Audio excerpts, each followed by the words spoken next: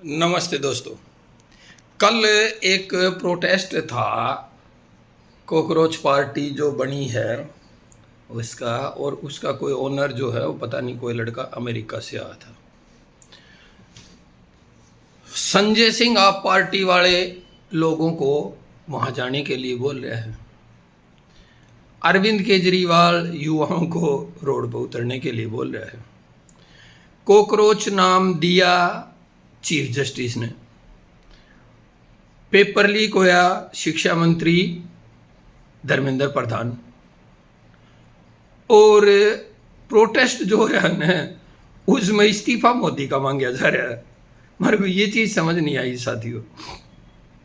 दूसरा, चलो भाई आंदोलन हो गया, भाई मोदी प्रधानमंत्री है इसलिए उसका नाम ले दिया कि भाई उसको दो। अरे यो आज़ादी का क्या रोड़ा है इसमें? भाई आज़ादी चाहिए, आज़ादी चाहिए, किससे आज़ादी चाहिए?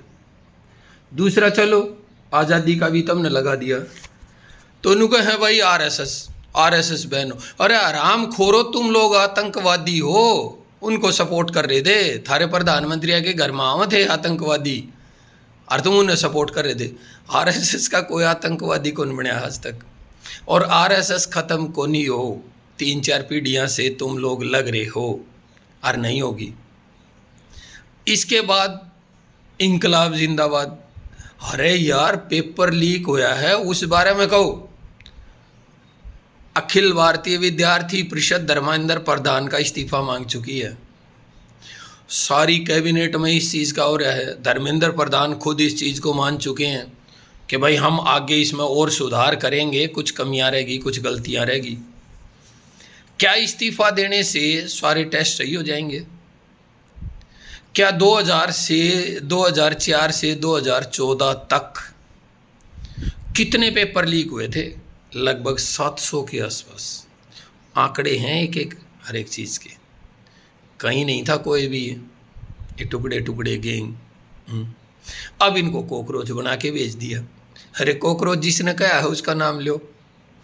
पेपर जिसका कारण लीक होया से उनकी सज़ा की डिमांड करो, क्योंकि जैसे ही उनके नाम आओगे ना तुम लोग ने कहोगे संविधान का उल्लंघन है।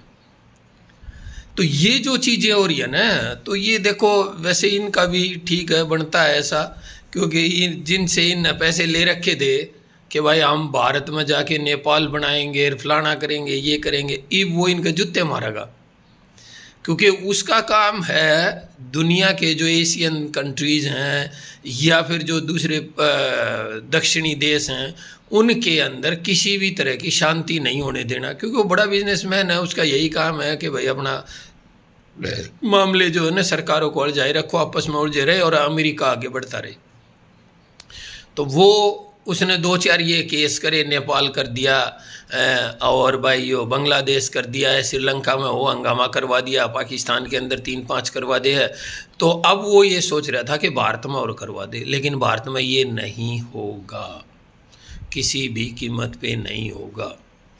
और एक दिन की जो परमिशन दी है दिल्ली सरकार ने आंदोलन करने की, एक ही दिन में, बहुत गलत किया है। उसके ऊपर भी एक्शन होना चाहिए, क्योंकि आज तक कोई भी जंतर मंतर पे परमिशन दी जाती है उसमें 6 से 7 दिन पहले एप्लीकेशन डालनी होती है, और यहाँ सेम डे जिस अधिकारी ने दी है उसके खिलाफ भी एक्शन होना चाहिए।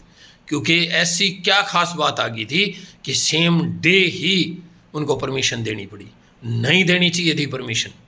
और भारत तेरे टुकड़े होंगे, ये जो इनके ऊपर तो मुकदमा होना ही होना चाहिए, उसके साथ उन लोगों के ऊपर भी होना चाहिए कि जिनकी मौजूदगी में ये नारे लगे। तो ये सब नहीं होगा और नहीं होना चाहिए। अब इसमें और आगे इससे ज़्यादा क्या कहा जाए। आखिरी एक लाइन फिर बोल दूँ, आरएसएस ख़त्म नहीं होगा, क्योंकि ये एक विचार है, लोगों को भावनाओं के साथ जुड़ा हुआ है, ये किसी विदेशी ताकतों के हाथ का नहीं है। जय हिंद, जय भारत।